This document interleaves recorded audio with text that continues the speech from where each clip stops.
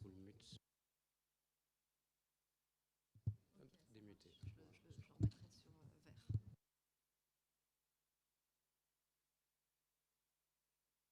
Allô, Lucille.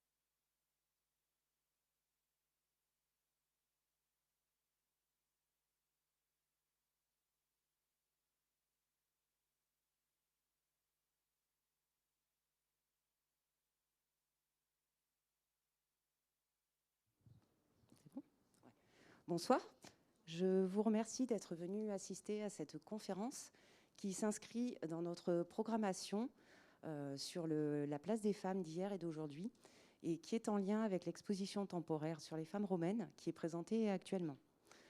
Nous remercions vraiment Madame Violaine Sébillotte d'avoir accepté de venir présenter une conférence. Allez-y.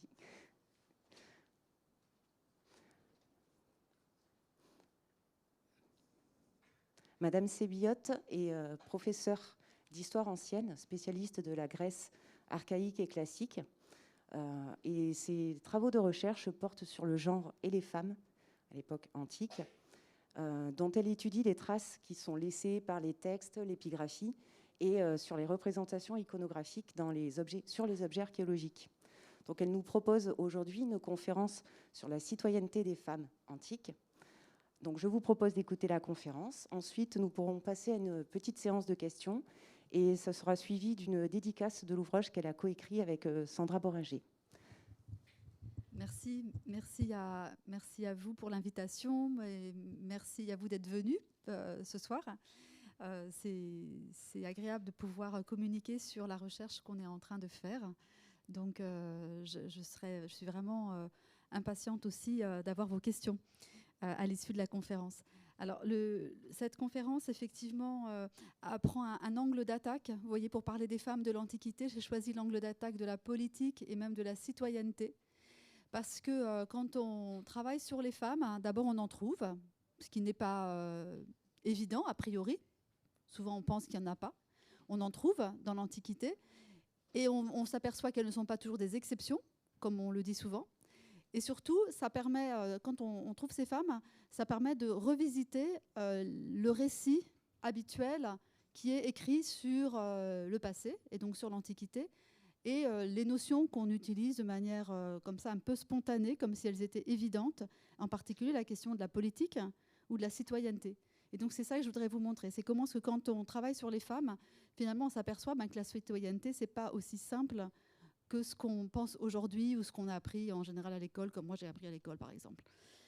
Alors ce travail, il s'inscrit aussi dans un héritage voilà, des années 70, le travail de toutes les pionnières qui ont travaillé en histoire des femmes et du genre depuis les années 70, des historiennes, des féministes. Et vraiment, ce que je vais vous présenter, ça s'inscrit dans ce travail préalable.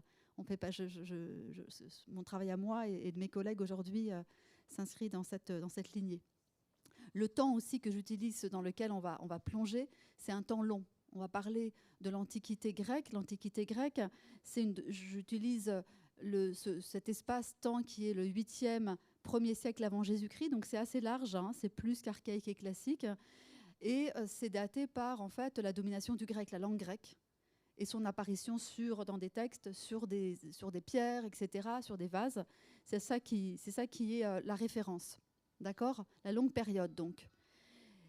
Et par ailleurs, la référence géographique, l'ancrage géographique, c'est vraiment la Méditerranée grecque. C'est très important de le rappeler. Les Grecs, ce n'est pas simplement Athènes, ce n'est pas simplement la Grèce contemporaine, qui est un État récent. C'est ce monde de la Méditerranée antique depuis le 8e siècle qui était dominé par, bon, plus ou moins selon les régions, parce qu'ici, on n'était pas complètement dominé par les Grecs au 8e siècle avant Jésus-Christ, c'est pas vrai. Donc selon les périodes, mais qu'elle était quand même très dominée par la langue grecque, la culture grecque, et des motifs de la culture grecque qui se dispersent un petit peu partout.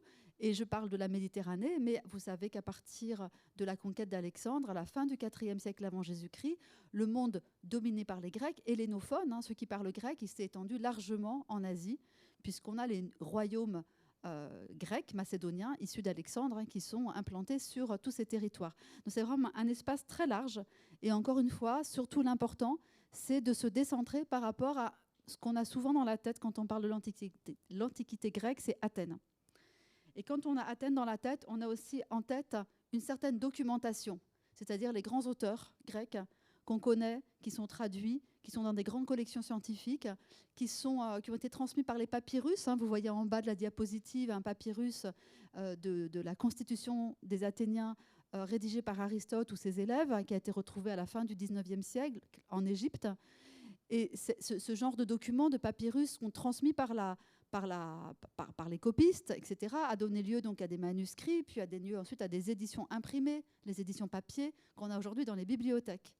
Et donc on a des générations de savants qui ont travaillé sur cette documentation-là, la documentation transmise par les papyrus, les manuscrits, puis les imprimés. Ça, c'est tout un pan de notre documentation, mais dans cette documentation, souvent, on ne trouve pas énormément de femmes.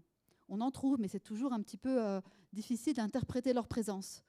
En revanche, quand on regarde la documentation archéologique, là, on va trouver beaucoup plus de femmes. Par exemple, ici, documentation archéologique, on est sur l'épigraphie, ce qu'on appelle l'épigraphie, c'est-à-dire les inscriptions sur pierre. Et inscription sur pierre, ici, c'est une stèle, une jolie stèle publique que j'ai prise en photo. On est à Samos, donc dans l'île de Samos. C'est une stèle qui date du IIe siècle de notre ère, donc qui est assez récente. Mais voilà, il se trouve que j'avais ça, mais il y en a plein d'autres. Et c'est un décret de la cité de Samos pour honorer une femme. Voilà. Je ne vais pas le commenter, simplement pour vous montrer que du coup, on a des informations qu'on n'aurait jamais eues par les textes d'Aristote, de Démosthène, de Platon, etc. De même, les monnaies. Ici, on a une monnaie sur la gauche de l'écran d'une reine de Syracuse qui s'appelle Philistis, qui a vécu au IIIe siècle avant Jésus-Christ. Cette Philistis, elle n'a aucun document qui la nomme dans les textes. Donc on est bien content d'avoir cette monnaie qu'on peut relier à une inscription qu'on trouve sur le théâtre de Syracuse, sur les gradins, qui nous permet donc de faire la corrélation et d'être bien certain qu'il s'agit de la reine de Syracuse du dernier tiers du IIIe siècle. Ou bien, comme ici, une statue funéraire. Là, elle a été repeinte par les archéologues pour montrer quelles étaient les couleurs réelles de l'Antiquité, qui n'étaient pas des statues blanches, des statues colorées. Et l'intérêt pour nous, non seulement c'est la statue, la représentation, l'esthétique de la jeune fille, mais c'est aussi la base inscrite sur laquelle on voit donc une dédicace funéraire d'une famille qui veut honorer la jeune défunte et qui donne son nom, Phrasicléa. Moi, signe, mémoire, c'est de Phrasicléa. Je m'appellerai donc toujours jeune fille, puisqu'elle n'a pas dépassé l'âge de la jeunesse. Donc voilà, c'était pour vous dire qu'on a comme ça beaucoup de documents, un espace élargi, une chronologie élargie, qui nous permettent de traiter cette question de la citoyenneté et de la politique, qui a été traitée le plus souvent, et depuis longtemps, et on croit tout savoir, par les textes. Alors, du coup, je vous propose là 4 thématiques, 4 parties. Je vais essayer de bien rentrer dans chacune d'elles en prenant à la fois du temps et pas trop de temps pour qu'on puisse aller jusqu'au bout. Alors, la première chose, c'est que la citoyenneté antique, on peut poser la question des femmes. Hein. Pourquoi mettre les femmes ? On a tous appris d'Aristote, enfin, je pense, je dis tous, j'en sais rien, mais en tout cas moi à l'école, j'ai appris que la citoyenneté antique, elle était définie par Aristote dans son traité politique d'une manière très très claire. Le citoyen, c'est celui qui délibère et celui qui juge. C'est celui qui a le droit donc de vote dans les assemblées et qui a la capacité à gouverner, c'est-à-dire à occuper ce qu'on appelle une magistrature. Dans l'Antiquité, c'est le nom qu'on donne, une charge publique, une magistrature, pour prendre les décisions, vérifier leur application. Et on connaît bien, on a appris aussi que la citoyenneté, c'est une conquête récente en Occident pour les femmes, hein, qui, notamment en France, hein, dans les années 44, une conquête récente. Et donc, on a un processus évolutif qui part toujours de la même idée de ce qu'est la citoyenneté. On part toujours de cette idée que la citoyenneté, c'est ça, la définition d'Aristote. Et à partir de là, effectivement, à juste titre, c'est une conquête très récente pour les femmes et il faut s'en féliciter, bien entendu. Dans la citation que je vous ai mise sur la diapositive d'Aristote, proprement dite, vous voyez qu'en fait, il y a 2 définitions. Il commence par dire, donc après cela, après mon raisonnement, qui est citoyen est clair, et c'est ce qu'on vient de dire, celui qui a la capacité de participer au pouvoir délibératif et judiciaire. Mais j'ai mis en gras une 2e phrase. À la fin de son paragraphe, il dit, bon, quand même, dans l'usage, je dois vous dire que dans l'usage, on définit différemment la citoyenneté. Pas tout à fait comme moi, je suis en train de vous le dire.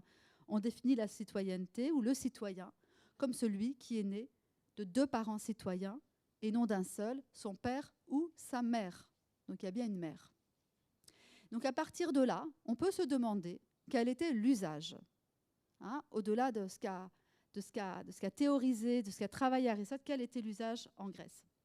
Et du coup, on peut regarder du côté d'autres textes qui mentionnent, alors là, l'intérêt, c'est qu'on va trouver par exemple chez Démosthène, mais il y a d'autres auteurs, donc la même période, on est toujours à Athènes, on est au IVe siècle avant Jésus-Christ, donc c'est tout à fait comparable, dans la même cité, et on va trouver d'autres documents, comme celui-ci de Démosthène, qui met en scène un procès pour usurpation de citoyenneté.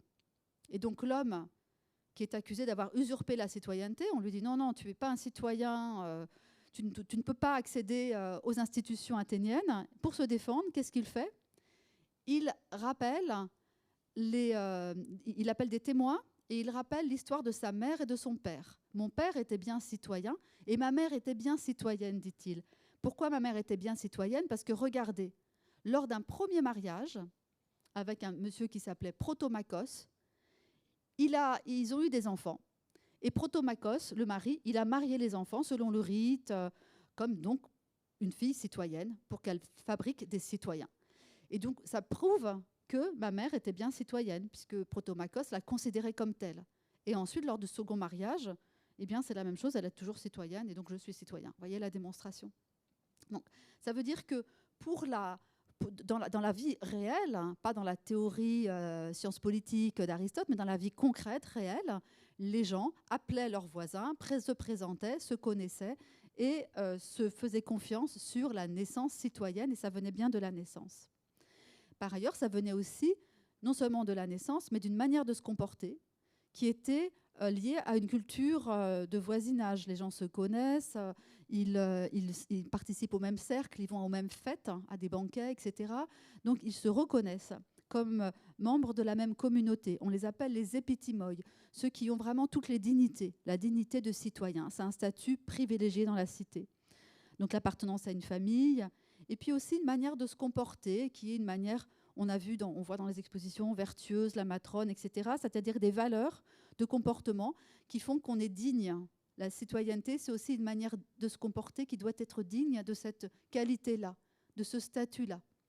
Alors on peut perdre sa dignité, évidemment, et après, ça va causer, on peut être exclu de certaines fonctions citoyennes. Et les femmes citoyennes, on s'aperçoit dans la documentation écrite, toujours les textes, qu'elles sont soumises aux mêmes contraintes que les hommes. Elles doivent vivre, se présenter, s'habiller, participer à des fêtes, se contrôler leurs émotions, contrôler de la même manière que les hommes. Ça fait partie, donc elles sont concernées de la même manière par toutes ces honneurs qui font partie de la vie sociale. Et les offenses qu'elles vont commettre, ou qu'elles vont subir d'ailleurs, qu'elles vont subir, vont rejaillir sur la maison citoyenne, de leur mari, de leur père, de leurs frères, de leurs sœurs, etc. Donc il y a une solidarité d'honneur dans les familles. Et par ailleurs, on connaît, alors ça c'est rare, je dois le dire, mais on connaît, et vous voyez là on est en fait au IVe siècle encore avant Jésus-Christ, donc la même époque que Démosthène et que Aristote, dans une région qui est un petit peu au nord d'Athènes, au nord-ouest, à Dodone, on a trouvé des décrets inscrits sur une même pierre, 2 décrets de la cité, qui accordent la citoyenneté à 2 femmes. Philista, épouse d'Antimachos, d'Aronos, c'est la ville, le village, reçoit la citoyenneté pour elle-même et pour ses descendants. C'est la formule habituelle. Et dans le deuxième, Phinto, c'est une femme d'Aronos, reçoit la citoyenneté pour elle et pour ses descendants. Donc on a comme ça quelques cas qui montrent qu'on fait bien de se poser la question de la citoyenneté des femmes. On en a d'autres, je ne sais pas. Alors, est-ce que ces citoyennes étaient des citoyennes de second rang? C'est vrai que c'est le réflexe, du coup on dit, ok, d'accord, elles sont peut-être citoyennes, mais quand même de second rang, puisqu'elles ne peuvent pas participer aux assemblées et aux tribunaux. C'est juste, tout à fait juste. Les femmes citoyennes ne veulent pas aller aux assemblées, elles ne vont pas voter, elles ne vont pas prendre des décisions collectives, elles ne vont pas exercer de magistrature politique, elles sont exclues de l'administration de la cité, du moins à Athènes à l'époque classique. Mais bon, on ne va pas affiner davantage. L'évolution chronologique, ça change. Mais ça, c'est vrai. Et elles ne participent pas non plus aux armées régulières. Donc là, on voit quand même des éléments qui montrent qu'il y a une divergence très forte de genre entre les hommes et les femmes, citoyens et citoyennes, dans les fonctions qu'ils peuvent remplir dans la cité. En revanche, les citoyennes, elles peuvent parler devant des Athéniens. Alors, on ne sait pas toujours très bien dans quel contexte, mais elles peuvent prendre la parole. Par exemple, on sait qu'une femme, Agaristée, citoyenne, a été devant l'Assemblée pour dénoncer des gens qui avaient pris part à un scandale au 5e siècle avant Jésus-Christ. Elle a comparu au tribunal, donc on l'a fait venir. Quand elle est prêtresse, une femme, quand elles sont prêtresses, elles peuvent s'adresser aux magistrats pour rendre les comptes. Elles ont de l'argent à gérer, elles ont un budget public, et donc elles rendent des comptes. Alors elles peuvent s'adresser peut-être à des magistrats intermédiaires d'abord, avant, et ne pas aller devant l'Assemblée. Mais tout ça, c'est un terrain en fait de recherche. On n'est pas complètement sûr là parce qu'on n'a pas beaucoup de documents, mais voilà. On a, disons, un petit peu. Et surtout, ce qui est intéressant, c'est qu'on a un vocabulaire absolument symétrique pour les hommes et les femmes. Ça, je pense que c'est absolument déterminant dans la manière dont on se représente la cité, du coup. Vocabulaire symétrique, politis au féminin, politides au féminin pluriel, ça veut dire la citoyenne ou les citoyennes. Polites, c'est le masculin. Politai, c'est le masculin pluriel. On a un autre vocabulaire. Asté, pour les femmes, ça veut dire la citoyenne, la membre légitime de la ville. Astai au pluriel. Pour astos au masculin, astoi au pluriel, etc. Donc en fait, tous les termes se déclinent au masculin et au féminin. Et ça veut dire que dans l'usage courant, effectivement, pour être citoyen, il faut être issu d'un père citoyen et d'une mère citoyenne. Alors, le deuxième thème, ça c'est pour les mots et ça c'est pour le positionnement des citoyens, des citoyennes par rapport à la cité, dans cet espace qu'est la cité. Après, la question, c'est qu'est-ce que c'est qu'être citoyen? Est-ce que c'est uniquement participer aux institutions politiques?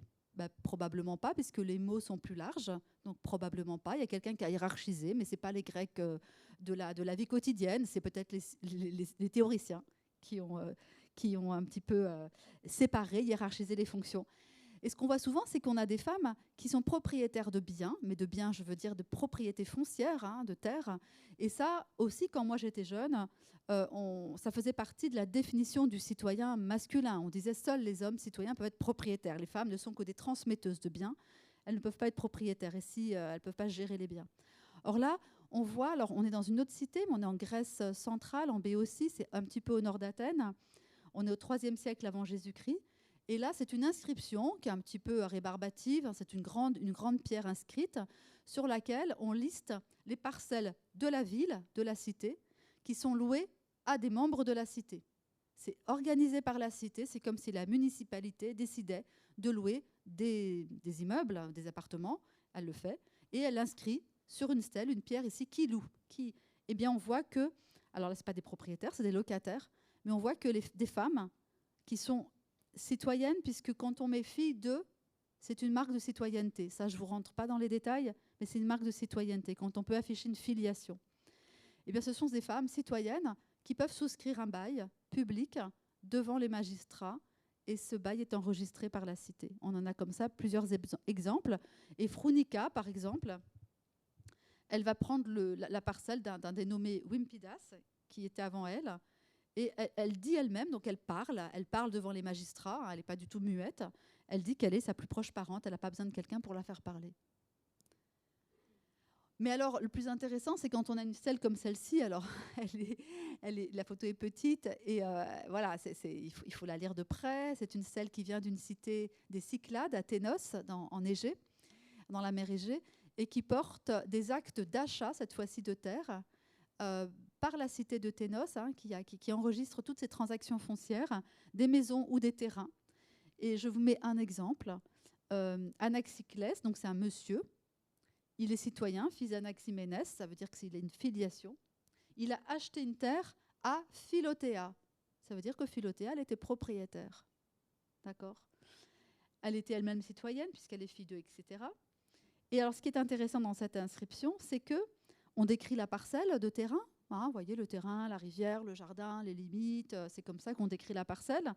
Et cette parcelle, elle a fait l'objet d'un procès qui a été gagné par Anaxiclès, l'acquéreur, contre Philotéa. Ça veut dire que là aussi, il y a eu, non seulement elle a une terre, elle est propriétaire, mais elle la défend. Elle la défend au tribunal. Et donc, c'est intéressant aussi, on aimerait bien en savoir plus sur la manière dont ce procès s'est déroulé. On aimerait bien savoir si elle a elle-même été plaider sa cause ou si elle a dû demander à quelqu'un de parler pour elle, ce qui est tout à fait possible, mais même peut-être probable. Mais voilà, c'est intéressant. Alors, pour vous faire une petite synthèse, hein, un petit résumé, on voit des femmes présentes dans des contrats location de terre avec leur nom personnel, hein, en leur nom propre, dans au moins 6 cités, donc en Grèce centrale, autour de la mer Égée, je passe. On les voit comme propriétaires également dans les Cyclades, à Thénos, à Délos, et pas dans des petits contrats, hein, des gros contrats financièrement, on a les sommes, c'est très important. On en connaît aussi à Athènes. Je ne vous ai pas mis, ce n'est pas des inscriptions, mais on a des références à Athènes. Et alors, ces femmes sont beaucoup moins nombreuses. Dans tous ces contrats, dans toutes ces inscriptions, sont beaucoup moins nombreuses que les hommes. Donc, on travaille sur... voilà, elles arrivent en second, en fait, hein, après. Elles arrivent après. Donc, bon, on ne met pas en cause la domination masculine, générale, ça, on ne la remet pas en cause. Mais ce qui est intéressant, c'est de voir comment ça fonctionne dans le concret. Et concrètement, eh bien, on a toujours intérêt à ce que ça soit une héritière, une femme de la famille qui hérite de la maison et qui la transmette plutôt que de la vendre. Donc voilà, c'est juste la logique des choses. Et c'est un chantier vraiment sur lequel il faut travailler, continuer à travailler sur cette question des femmes propriétaires qui gèrent les biens, qui sont locataires, et il y a des documents qu'il faut exploiter. Ça, je vous le dis juste pour que vous voyez aussi les pistes que ça ouvre. Autre thème, sur la citoyenneté, on sait aussi que la cité, la citoyenneté ou la politique au sens grec, c'est pas simplement décider de la guerre et de la paix, des traités d'alliance avec telle ou telle cité, c'est aussi bien s'occuper des dieux, des divinités. Parce que c'est une cité, si on ne s'occupe pas bien des divinités, eh bien, on risque d'avoir une famine, un tremblement de terre, des incendies, etc. C'est-à-dire que les maux de la nature sont attribués aux divinités, et donc il faut soigner les divinités. Donc il y a une forme de contrat social, ça fait partie de la politique. Politique, ça vient de polis, la cité. La police doit tenir compte de l'environnement global, surnaturel, on pourrait dire, la surnature. Elle en tient compte au travers de rituels, qui sont des rituels publics organisés par la cité. Ce n'est pas du tout une cité laïque, hein. On n'est pas du tout dans un environnement laïque, absolument pas. Or là, dans ce domaine-là de la relation avec les divinités, on voit que les femmes, elles sont extrêmement présentes, les femmes et les citoyennes extrêmement présentes, sous la forme d'abord d'offrandes, hein, qu'elles déposent dans les sanctuaires, et ça, c'est l'archéologie en montre énormément. Quand on a une inscription comme ici, autour du miroir, là vous voyez un miroir, et autour du miroir, il y a une petite inscription qui indique Hippila, la fille, alors on ne sait pas si c'est la fille ou l'épouse d'Onétor, parce que c'est juste du génitif. Hippila d'Onétor, alors est-ce que c'est la fille ou l'épouse, on ne sait pas, a consacré à Artémis, l'Artémis de Brorone, c'est un sanctuaire particulier. Mais sur l'acropole d'Athènes, donc là on est vraiment dans le sanctuaire public par excellence, on voit ce genre de fragments de stèles, de pierres inscrites sur laquelle on a indiqué tous les noms des donatrices, ce ne sont que des femmes, qui ont offert des vêtements qu'elles ont tissés pour la divinité. Et donc là, on a énormément de noms de femmes qui sont en fait, soit elles ont acheté, soit elles ont fabriqué, mais c'est des vêtements de luxe, ce n'est pas des petits vêtements, elles le décrivent, couleur d'or, safran, avec une brodure, avec une inscription, un vêtement inscrit, un vêtement de petite fille, un vêtement de petit garçon, etc. Donc c'est très touchant aussi. Autre élément, ici une dédicace dans un relief, très joli relief, ça veut dire qu'il faut de l'argent pour commanditer un tel relief, qui a été offert, on le voit parce qu'il y a une inscription au-dessus, vous voyez, par des gens qui se nomment. Ce sont des blanchisseurs et des blanchisseuses, ils font un travail public, et dedans vous avez Myrinée, dernière ligne, par exemple c'est une femme, Myrinée, Leuquée, c'est une femme. Alors bon, vous ne pouvez pas savoir peut-être, mais il y a des noms, donc il y a 2 femmes dans ce groupe mixte de blanchisseurs et de blanchisseuses. Et encore plus intéressant, ici une stèle qui est une très belle stèle. Alors ma photo est pas très bonne parce que je l'ai prise dans un musée, musée d'Athènes, et j'avais pas, probablement pas bien, voilà, mon appareil était pas top. Mais c'est un relief sculpté avec beaucoup de personnages, et en dessous il y a une petite, il y a une base qui porte une inscription qui permet de comprendre le dessin, le relief. Alors qu'est-ce qu'on apprend? On apprend qu'on a là une femme qui s'appelle Xénocratéia, qui a fondé un sanctuaire elle-même. On est à Athènes et on est vers 400 avant Jésus-Christ, c'est-à-dire on est en plein dans l'époque de Démosthène, de Périclès, d'Aristote, de Platon, l'époque classique, réputée la pire pour les femmes. Donc cette Xénocratéia, elle a fondé un sanctuaire pour la divinité locale qui s'appelle Képhissos. Képhissos, c'est le nom du fleuve, c'est la divinité locale qu'il faut honorer pour pas que Képhissos déborde, etc., qu'il reste bien dans son lit. Et elle a fondé ce sanctuaire, elle a offert le relief qui coûte cher aux divinités qui partagent l'autel en remerciement de leurs soins, de leurs bienfaits, de l'attention que ces divinités ont portée à son propre fils, probablement. Et elle se nomme elle-même fille de Xéniadès, donc c'est la fille d'un monsieur qui s'appelle Xéniadès qui vient du dème de Koleidai, ça veut dire que c'est un citoyen. Là, on a vraiment la manière de nommer un citoyen. Et elle est mère de Xéniadès parce qu'elle a donné le nom de son père à son fils. Donc elle est à la fois fille d'un dénommé Xéniadès et mère d'un Xéniadès. Ce n'est pas le même, évidemment. Et elle écrit que celui qui le désire accomplisse un sacrifice pour l'accomplissement de ses souhaits. Ça veut dire qu'elle invite les passants qui passent devant son relief à faire une offrande pour les divinités. Et donc, elle a vraiment un rôle ici, vous voyez, assez une petite autorité, ou en tout cas, elle a un rôle important dans le sanctuaire. Et probablement qu'elle s'est représentée. Attendez, voilà. Probablement qu'elle s'est représentée ici avec son fils, devant les divinités qui se trouvent ici, et que parfois on peut reconnaître Apollon, par exemple, sur le trépied, etc. Donc, on peut jouer à reconnaître des divinités, ce n'est pas toujours facile, mais elle est probablement représentée. Donc ça veut dire que là, on a la religion, en tout cas, le soin des dieux, qui est fondamental pour la cité, pour la police, pour la politique, donc pour l'organisation politique. Ce soin des dieux, les citoyennes y prenaient une part très importante, autant que les citoyens. elles étaient prêtresses, par exemple. C'est des choses que parfois on ignore. Elles étaient prêtresses, c'est-à-dire qu'elles avaient autorité dans les sanctuaires. C'est elles qui interdisaient de faire ceci ou cela, qui interdisaient l'accès à telles heures ou à tel moment de l'année, qui rappelaient les lois de la manière dont il fallait honorer la divinité. Elles étaient donc les gardiennes et les représentantes de la divinité dans le sanctuaire.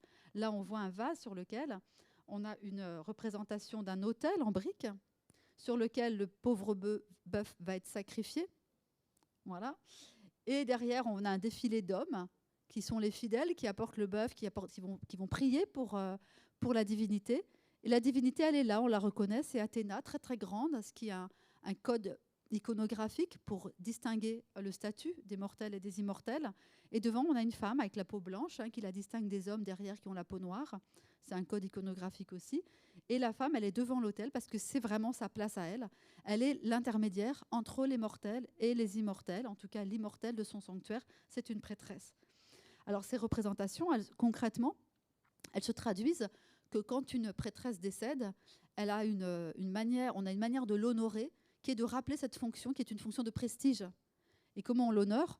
Bon, la Koirinée, elle s'appelle Koirinée, celle-ci, elle est représentée avec ici non pas un rouleau à pâtisserie, comme on pourrait l'imaginer, mais avec la clé du temple. C'est la clé du temple. Et les prêtresses, sur les stèles funéraires, sont représentées avec la clé du temple. Souvent, les prêtres, c'est plutôt avec le couteau du sacrifice. Mais ça montre bien le prestige de la fonction pour que ça soit indiqué sur la stèle.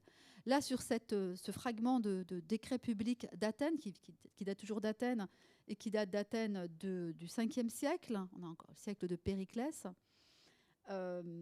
c'est très, très intéressant que c'est un décret public qui a été voté par l'Assemblée pour indiquer de quelle manière on allait tirer au sort la prêtresse d'Athéna Niké, l'Athéna Victoire, celle qui est à l'entrée de l'acropole d'Athènes, qui garde le bastion, qui garde la cité, qui va sauver la cité, la victoire. Or là, les Athéniens décident de la tirer au sort parmi toutes les Athéniennes. Et vous voyez, on retrouve la question des citoyennes, c'est-à-dire de ce cercle privilégié, statutairement, des habitantes de la cité, que sont les Athéniennes, celles qui ont le droit de porter ce nom-là, les citoyennes. Et parmi elles, donc, on peut tirer au sort, comme on tire au sort un magistrat. Alors, on ne sait pas pour combien de temps, est-ce que c'est pour 1 an, est-ce que c'est pour plus de temps, et on va lui attribuer un budget. Et elle va devoir acheter des bêtes pour le sacrifice, peut-être des coupes pour aussi faire les libations, etc. Donc un matériel pour l'entretien aussi de tout ce sanctuaire et rendre des comptes à la fin. Et avoir autorité surtout dans le sanctuaire. Et sur l'autre face, je vous l'ai dit, c'est une pierre à 2 faces. Vous voyez sur la diapositive, sur l'autre face, on indique justement le salaire, le montant du salaire qui lui est versé par la cité. Donc il y a bien des fonctions fondamentales pour le bien-être de la communauté, et donc nous pouvons appeler politique au sens d'abord grec. Les affaires politica en grec, c'est les affaires de la police, c'est les affaires qui concernent la communauté, c'est des affaires communes. Et là, les femmes, les citoyennes en tout cas, ils sont totalement partie prenante, impliquées. Autre exemple, alors celui-là, c'est vraiment un exemple absolument formidable parce qu'il ne nous reste plus qu'une petite base ronde, vous voyez, sur laquelle on a des trous. Les trous servaient à poser les pieds de la statue qui était vissée sur la base. Et c'est tout ce qu'on a. Après, on a envoyé des lettres fragmentaires, très difficiles à lire, c'est très, très usé. Cette base a été trouvée sur l'acropole. Donc c'est une statue qui se trouvait sur l'acropole d'Athènes. Et on arrive un peu à discerner ce qu'il y a écrit. Et par ailleurs, on peut mettre ça en relation avec un texte de Pline, donc beaucoup plus tardif, et Pausanias également. Enfin, il y a d'autres auteurs ensuite qui évoquent l'existence de cette femme qui s'appelle Lysimaché, qui a été prêtresse d'Athéna, l'Athéna de la Polias, celle de la cité, vraiment la divinité tutélaire de la cité, pendant 64 ans. Donc ça, c'est pas 1 an, 64 ans. On sait que dans les textes, qu'elle reçut une statue de la part de Démétrios, un très grand sculpteur. Donc voilà la trace qui reste de cette statue. Mais heureusement qu'on a le texte pour nous le dire, pour faire le parallèle. Et que cette femme, elle est morte à 88 ans, après avoir été arrière-grand-mère. Donc c'est un bel exemple hein, de femmes aussi qui ont vécu dans cette Athènes. On est en plein dans la période, vous voyez, fin 5e, début 4e siècle, probablement début du 4e siècle, de l'Athènes classique, où elle a occupé la fonction la plus prestigieuse dans le plus important sanctuaire de la cité, avec une autorité donc sur tous les magistrats également, qui lors des grandes fêtes, elle était à la tête des processions, et c'est à elle que les magistrats remettaient les offrandes. Alors, voilà pour les fonctions. Après, si vous voulez, du point de vue social, ou je pourrais dire la reconnaissance publique peut-être, on s'aperçoit que dans toutes ces fonctions qu'elles peuvent accomplir, les femmes vont bénéficier, les citoyennes, hein, là je parle des citoyennes, hein, je ne parle pas des autres, vont bénéficier d'une reconnaissance publique, reconnaissance publique de leurs responsabilités, de la manière dont elles ont accompli leurs fonctions d'autorité dans la cité. Alors, un premier exemple, c'est les stèles funéraires. C'est vrai que c'est un moyen de visualiser, et puis souvent on a des épitaphes qui permettent de lire aussi l'éloge. Bon, enfin, c'est un petit peu biaisé, parce qu'on sait bien que dans un éloge funéraire, voilà, on en rajoute un peu. Hein. Bon, on ne va pas raconter toutes les coups tordus que la prêtresse a fait. Ou que, bon. Donc, on reste dans l'éloge. Ici, ce qui est intéressant, c'est une stèle de Phanostratès. On est toujours à Athènes. On est au IVe siècle encore avant Jésus-Christ, toujours cette même période, l'âge dit de Périclès, de Démosthène, de Platon, d'Aristote, tous les grands hommes. Et Phanostratès, c'est une femme qui a exercé en tant que médecin. Et la stèle la représente avec une autre femme qui lui serre la main en geste d'adieu. Probablement, elle est assise sur le trône. Et il y a des petits-enfants qui accompagnent probablement celle qui a offert la stèle, en réalité, et qui indique sage-femme et médecin, Phanostratès gît ici, à nul elle ne causa de chagrin, et tous à sa mort la regrettent. Donc voilà, c'est une femme qui a exercé son art de manière. Et ce qui est intéressant, c'est qu'elle est désignée comme sage-femme et médecin, c'est-à-dire également le terme de médecin, qui est un terme qui est utilisé ici au masculin, je crois, je n'ai pas mis le grec. Mais en tout cas, qui lui donne aussi cette fonction. Elle n'est pas simplement Maya, sage-femme. Par ailleurs, alors on a parlé de la statue tout à l'heure de Lysimaché, mais c'était une statue, je ne vous l'ai pas dit, qui était offerte par sa famille probablement, pas par la cité. Là, ce qui m'intéresse, c'est de voir les honneurs publics offerts par la cité. Ce n'est pas tout à fait la même chose, hein, un honneur public. Et là, on a des décrets honorifiques qui, surtout à partir de la fin du IVe et du IIIe siècle, il y en a de plus en plus. À l'époque impériale, il y en a beaucoup aussi dans le monde grec, hein, donc écrit en grec, au moment où l'Empire romain s'est étendu, en Égée. Et là, on a des décrets, pas mal de décrets pour les prêtresses, justement. En l'occurrence, ici, une prêtresse du sanctuaire d'Aglore, qui est une héroïne d'Athènes, et donc qui a un sanctuaire sur les pentes de l'Acropole. Et voilà, on énumère un petit peu, on explique pourquoi est-ce qu'on lui adresse cet éloge. Parce qu'elle a offert des sacrifices. Donc elle a bien rempli sa fonction. Elle a veillé sur le bon ordre de la vie, etc. Donc on voit un peu plus ses fonctions. Plus extraordinaire, d'autres exemples, comme celui d'Archipée de Chimay, qui n'est pas une prêtresse. Alors on arrive un peu plus tard, hein, là on est au IIe siècle avant Jésus-Christ. C'est pour ça que j'ai dit tout à l'heure, on va étendre la chronologie. On est au IIe siècle, on n'est plus à Athènes, mais on est toujours dans le monde grec, on est toujours dans l'Antiquité grecque. On est en Asie mineure, vers Smyrne. Donc je pense que Smyrne, ça vous dit quelque chose. Et là, on a trouvé des blocs de marbre inscrits qui célèbrent, vous voyez qu'on les a trouvés en 66 et 83, c'est-à-dire qu'en fait, cette histoire, la manière dont on raconte aussi cette histoire, dont on l'écrit, a évolué du fait de l'archéologie, du fait des fouilles. Et les fouilles, parfois, c'est très récent. Et donc, on a vraiment, c'est aussi le passé le plus ancien qu'on pourrait croire très connu, c'est terminé, pas du tout. En fait, il s'enrichit énormément des fouilles archéologiques. Archipée, ce qui est extraordinaire, c'est qu'elle est remerciée par la cité avec des éloges publics parce qu'elle a fait édifier un bouleuterion. Le bouleuterion, c'est l'endroit où se réunissent les magistrats, les conseillers, typiquement ceux qu'Aristote désigne comme les citoyens, les seuls citoyens. C'est là où les citoyens vont préparer les décrets, vont préparer les affaires de la guerre, les traités diplomatiques, etc. Et elle a offert un sanctuaire à Homonoia, la divinité de la concorde. Donc ça, c'est une notion aussi très politique. Ce n'est pas homonoïa dans la famille, c'est homonoïa public dans la communauté pour la cité, sur des terrains qui lui appartiennent en propre et qu'elle cède à la cité. Donc c'est une bienfaitrice pour la cité. Par ailleurs, et là on va lui trouver une fonction de banquière également, elle fait une fondation, c'est-à-dire qu'elle va donner de l'argent, elle va demander à ce que cet argent soit prêté, et les intérêts qui vont être produits par ces prêts vont permettre d'entretenir le sanctuaire qu'elle a fondé et effectuer les réparations, etc. Donc c'est une femme qui a pensé à tout, à la suite.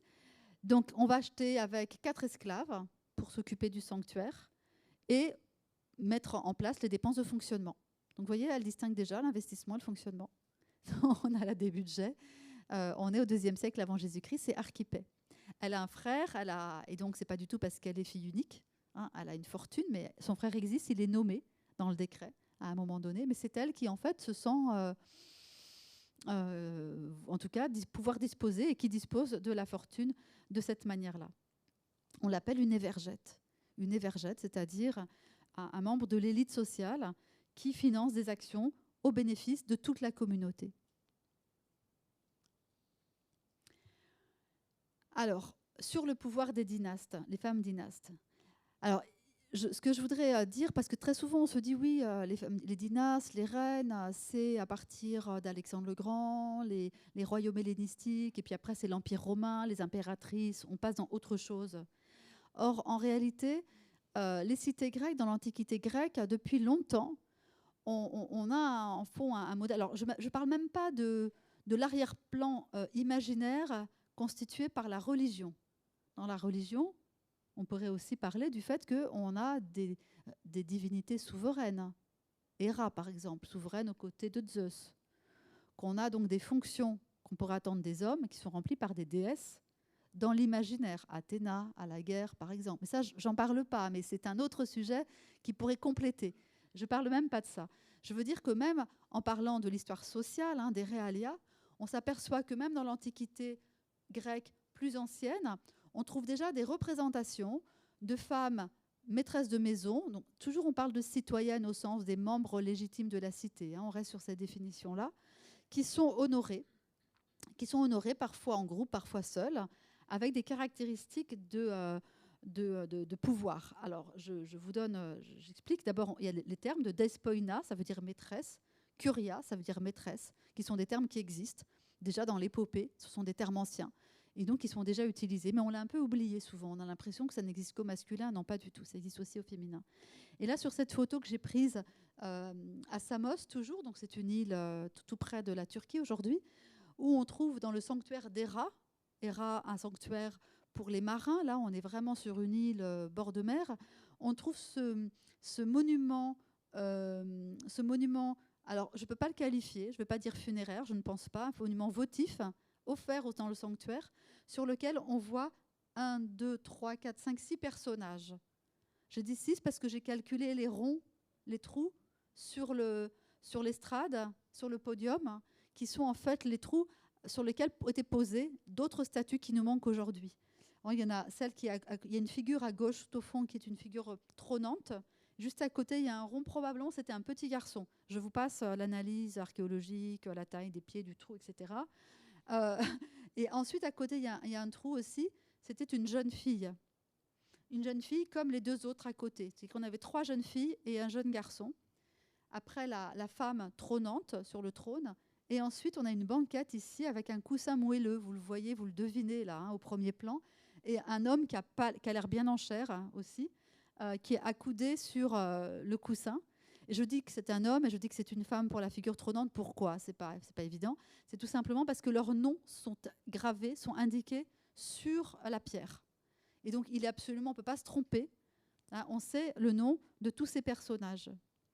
Et on sait même le nom du monsieur qui a sculpté l'ensemble, qui a fait l'offrande. Il a fait une dédicace, il a inscrit. Il s'appelle Généléos, c'est pour ça que je l'ai marqué. C'est un monument réalisé par Généléos. On est au VIe siècle avant Jésus-Christ. Donc, vous voyez, on est remonté en arrière. Et la photo, ici, vous avez la reconstitution, le dessin de ce que ça pouvait donner. Ce qui est intéressant, c'est qu'on a là donc une sorte de famille de l'élite, puisque quand même, il y a des signes de richesse dans ce sanctuaire. Et on voit que dans cette famille de l'élite, on a 4 enfants. Alors, je passe aussi sur l'esthétique un peu égyptienne, hein, qu'on peut voir, qui est tout à fait caractéristique de cette période et de ces régions où il y a une sorte d'éclectisme, hein, puisqu'il y a des transferts artistiques, enfin de sculpteurs, etc. Et donc, on a cette iconographie ou cette forme un peu particulière. C'est une femme qui trône, la mère. C'est elle qui est sur l'opposition du trône. Et le trône, ça veut bien dire ce que ça veut dire, un trône, hein. C'est quand même une autorité. Et à côté, le monsieur qui a le verre à la main, le gobelet à la main, là, c'est un monsieur qui banquette.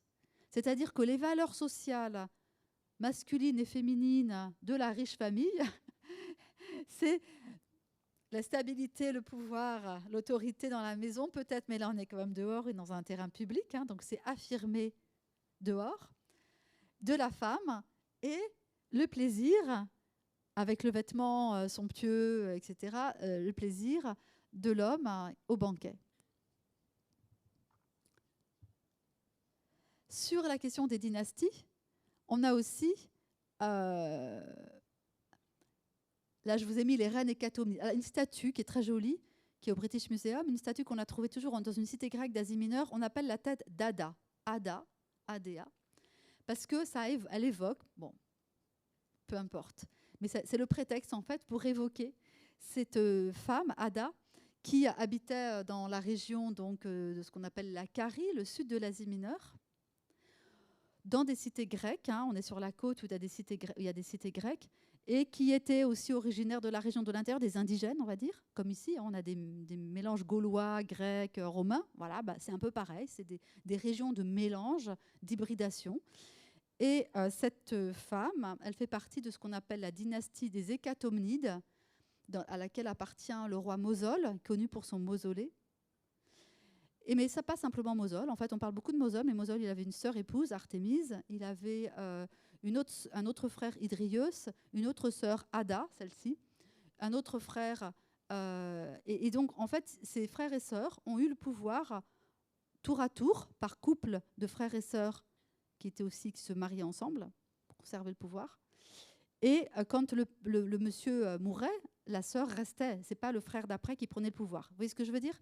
C'est-à-dire qu'on avait vraiment par couple, et on a des inscriptions qui montrent qu'ils avaient des fonctions communes, aussi de pouvoir, de faire respecter l'ordre, des fonctions militaires pour les 2 membres du couple. Et voilà, quand Ada s'est retrouvée seule, veuve d'Idrius, parce qu'il est mort avant elle est restée seule au pouvoir, jusqu'à ce qu'elle ait dû se défendre contre son frère qui voulait récupérer le trône, évidemment. Et elle a fait appel à des gens qui l'aimaient bien, des alliés, qui ont apporté des armées. Elle a pris la tête des armées avec eux, etc. Elle s'est battue. Et aujourd'hui, il y a une très belle forteresse qu'on peut visiter un petit peu à l'intérieur des terres en Carie, qui montre cette puissance aussi politique et militaire de cette femme. Donc là, on n'est pas dans la citoyenne de base. On est au cœur des citoyennes des dynasties, c'est-à-dire vraiment de ceux qui ont conservé le pouvoir dans des familles dynastiques. C'est tout à fait particulier, bien entendu, hein. On est passé à un autre stade dans ce paragraphe. Et là, je vous ai mis une inscription qui vient d'une petite cité de la côte, une cité grecque de la côte, qui honore cette Ada, mais pas simplement elle, et Aba, une autre femme de la dynastie, fille d'Issadolmos, c'est ce qui est écrit ici. Voilà la grande inscription en dessous, qui est une inscription donc en l'honneur d'Idrius, époux d'Ada, et de tous les rois, les basileis, tous les rois et les reines. Attention, basileis c'est du masculin, mais il y a les rois et les reines de la région. Alors tout à l'heure, je vous ai parlé de Philistis. Eh bien la voilà. Hein, je vais pas répéter puisque j'en ai déjà parlé. Mais typiquement, voilà une reine de Syracuse au IIIe siècle avant Jésus-Christ, avec son portrait. Et puis là, c'est le symbole en fait de la cité de Syracuse. Il y a marqué ici Basilissas. Elle est reine, sa fonction de reine. Bon, et les royautés hellénistiques également. On a des couples de rois et de reines à l'époque hellénistique. Mais je ne voudrais pas trop rentrer parce qu'on s'écarte un peu de la question de la citoyenneté. Alors, ok, j'en arrive déjà là. Je ne vous ai pas montré d'autres choses sur ces... Bon, il y a beaucoup de choses, en fait, sur ces citoyennes et leur capacité d'action. Hein. Par exemple, le fait qu'elles affranchissent des esclaves, qu'elles ont droit de vie et de mort aussi sur les esclaves, qu'elles peuvent les battre, être très violentes, comme Oui, oui. Mais en fait, on est dans un système esclavagiste, donc c'est comme on pense aussi à l'Amérique du Nord, l'Amérique esclavagiste, où autant n'emporte le vent, etc. Enfin, ces familles où les femmes, on leur apprenait aussi à être dures. Hein. Elles étaient dures avec les esclaves n'étaient que des esclaves. Donc, ces questions d'autorité, vous voyez, on les retrouve pour les citoyennes, pour ces membres de l'élite dans les cités. De l'élite, c'est-à-dire au sens le statut en fait supérieur par rapport aux étrangers ou aux esclaves. Alors, les stéréotypes sexistes, oui, bien sûr, tout ça, ça existe, hein, bien sûr, dans l'Antiquité. Et sinon, on ne serait pas en train d'essayer de continuer la recherche, parce qu'on est toujours confronté à ces textes qui naturalisent la complémentarité. Les hommes sont à l'extérieur parce qu'ils ont une nature endurante, courageuse, ils n'ont pas peur du froid, ils n'ont pas peur du soleil. Ils ont une peau qui les protège, je ne sais pas pourquoi. Enfin, voilà, ils ont un corps plus résistant. Puis surtout, ils ne sont pas peureux du tout. Ils n'ont pas peur des bêtes sauvages. Ils n'ont pas peur du bruit qu'ils vont entendre quand un animal marche dans les feuilles, etc.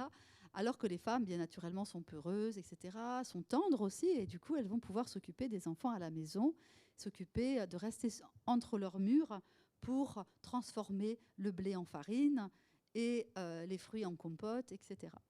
Donc là, c'est des choses des textes et des formulations qui existent dans l'Antiquité, qui sont transmises, mais on ne peut pas dire jusqu'à quel point les gens les prenaient au premier degré, au sérieux.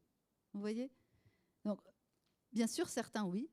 Bien sûr, certaines intériorisaient ces fonctions, parce que c'était aussi porteur de valeurs sociales. Mais on ne peut pas dire jusqu'à quel point, puisque je vous ai montré d'autres exemples de femmes qui ont des fonctions dehors, des femmes qui sont dynastes, et on pourrait en avoir d'autres. Du coup, il ne faut pas non plus réduire la lecture de l'Antiquité à ce filtre-là. Ça a toujours existé, les stéréotypes sexistes.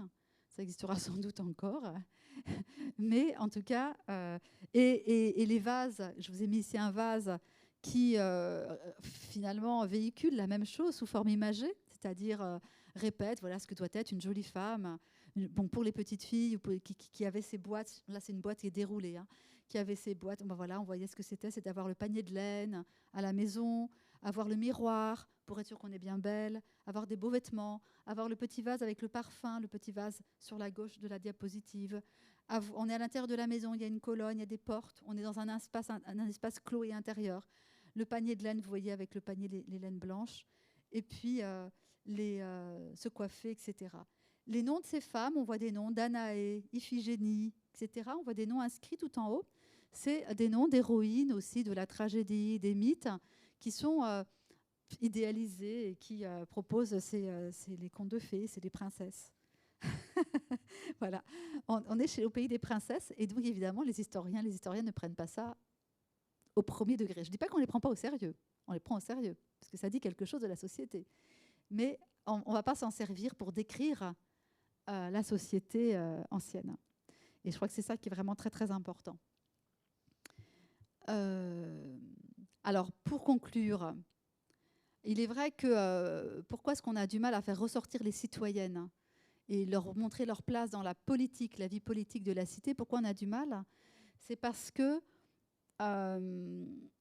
on a une surreprésentation de citoyens, d'hommes en général, qui peut s'expliquer, en partie en tout cas, par le contexte des documents qui sont parvenus jusqu'à nous. Si dans les années 50, on travaillait sur la France à partir des débats parlementaires, il n'y aurait aucune femme. On dira, bah donc cette France, il n'y avait pas de femmes qui avaient responsabilité. Il y avait des secrétaires d'État pourtant, en 1936 déjà. Donc en fait, des femmes. Donc en fait, on a des visions biaisées déjà du fait des contextes documentaires. D'où viennent les documents? Par ailleurs, on a un contexte biaisé du fait du vocabulaire qu'on utilise. Et là, c'est la question du pluriel. Le masculin l'emporte sur le féminin, on connaît bien la règle, et on la combat d'ailleurs aujourd'hui, donc, parce qu'il y a bien une prise de conscience que ça contribue à rendre invisible, en fait. Quand on parle uniquement des politailles, masculin pluriel, on ne voit plus les politides. Pourtant, le terme existe, les citoyennes. Et ça, c'est absolument fondamental.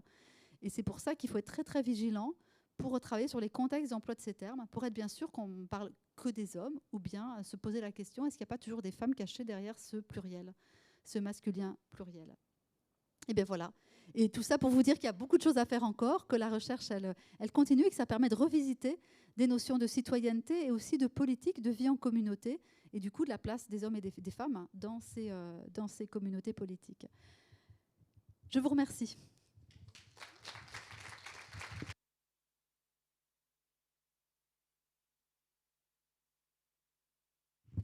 Je vais vous lever le doigt si vous avez des questions. Je vous passe le micro.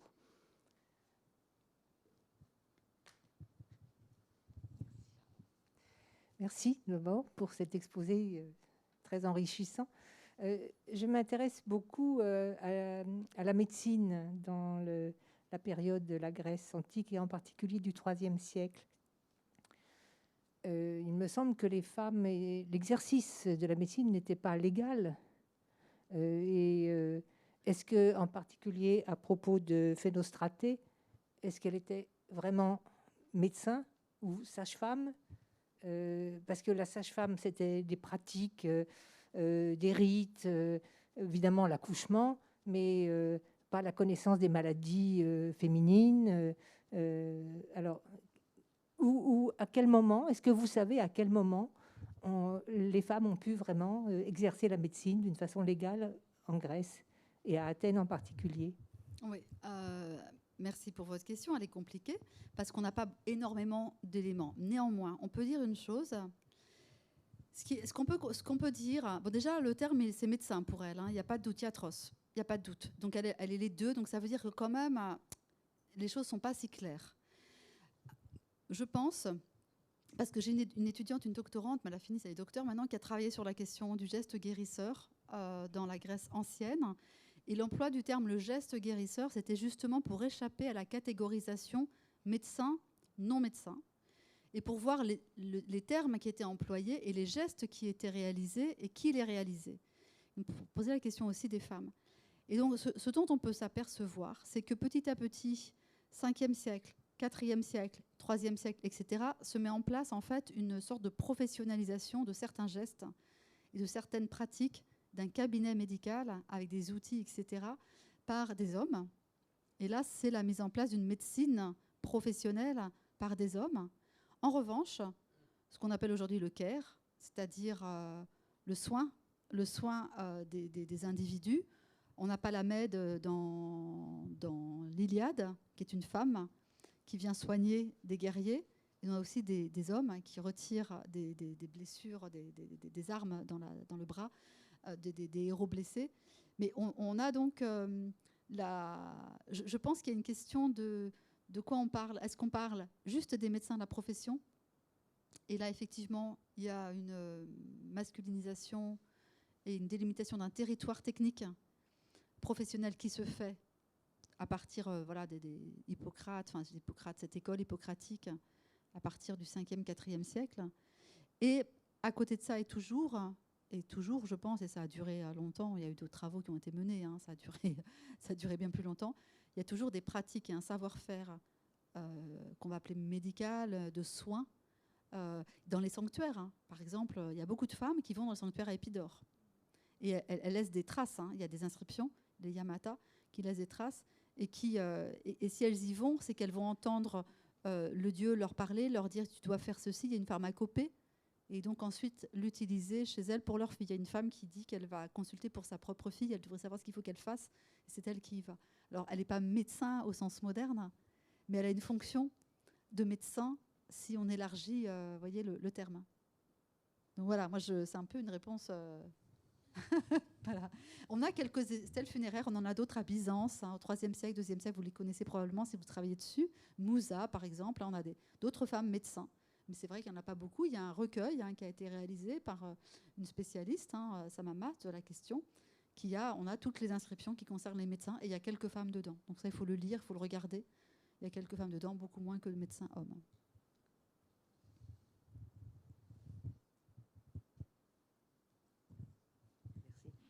Merci beaucoup. On sait que toute recherche scientifique et historique est conditionnée par le contexte dans lequel elle s'exprime ou elle s'exerce. Dans quelle mesure est-ce que cette réhabilitation, je mets tous les guillemets possibles et imaginables, de la femme n'est pas, comment dire, sous-tendu par le contexte actuel, le YEL, etc., etc. Ok.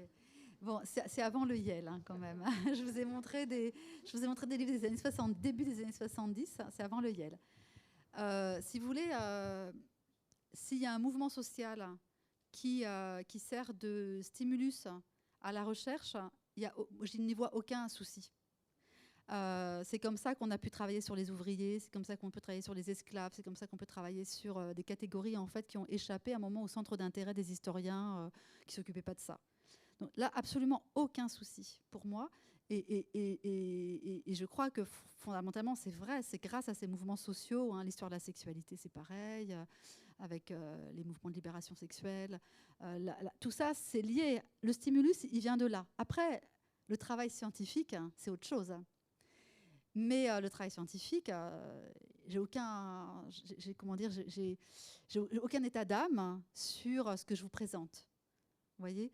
Aucun état d'âme sur ce que je vous présente, sur les livres que j'utilise, sur les travaux que j'utilise. C'est-à-dire qu'après, c'est la manière dont on va chercher de la documentation, dont on l'analyse, on la replace en contexte, et finalement, on voit des choses qu'on n'avait pas vues parce que tout simplement, on ne se posait pas la question.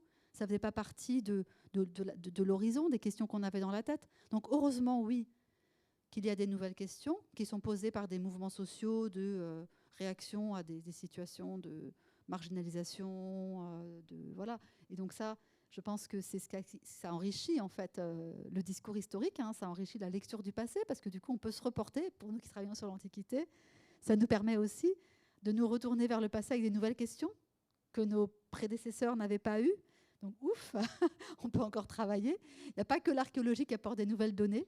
Il y a aussi le fait qu'effectivement, on a des nouvelles questions. Et je sais que parfois, certains, ils voient comme c'est même pas un handicap, hein, plutôt quelque chose qui dévaloriserait les résultats.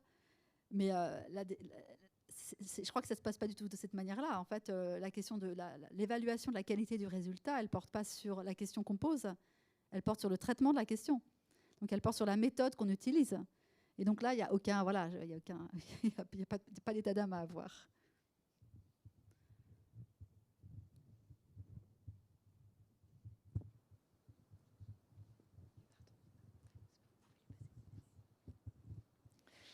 Oui, alors moi, j'y connais absolument très peu de choses dans le domaine des femmes dans l'Antiquité.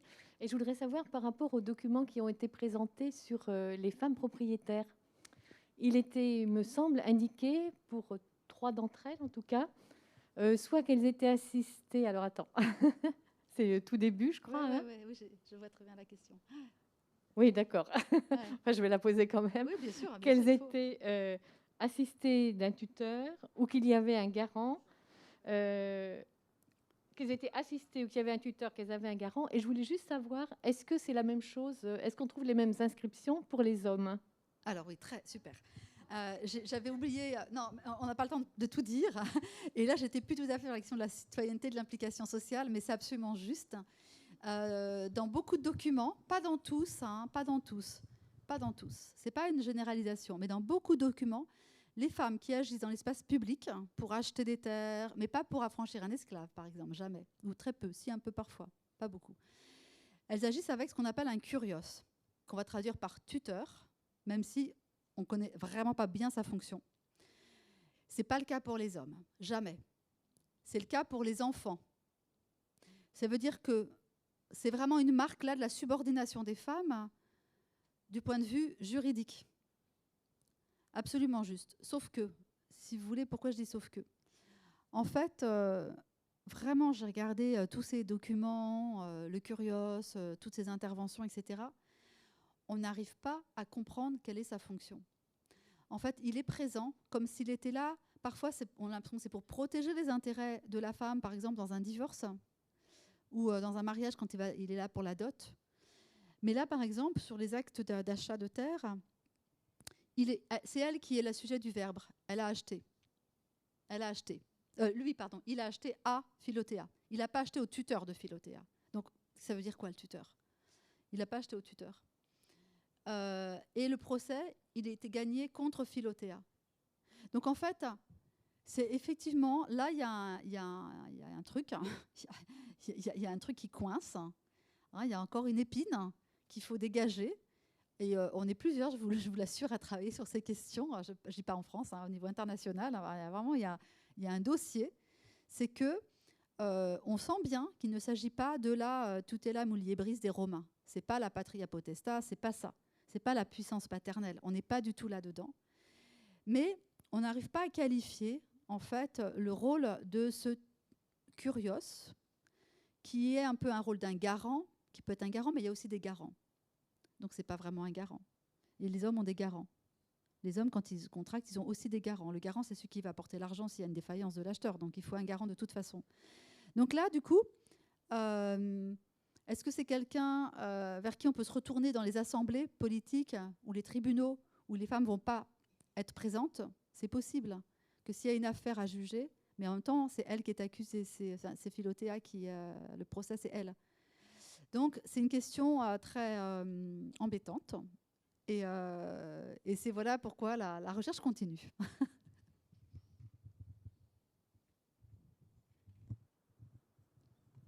Alors, s'il n'y a plus de questions avant de passer à la séance de dédicace, juste une petite information supplémentaire. L'ensemble de notre programmation que j'évoquais en début de conférence est disponible sur le site internet ou sur les petites brochures dont la prochaine va bientôt sortir. Et concernant la prochaine conférence qui aura lieu le 14 décembre, une petite précision, elle sera faite par visioconférence. La conférencière sera filmée dans les collections du musée de Barcelone, c'est ça ? Madrid, merci. Donc voilà, ça sera par le biais d'un écran. Pour ceux qui souhaitent venir, juste vous prévenir. Merci beaucoup. Merci Violaine.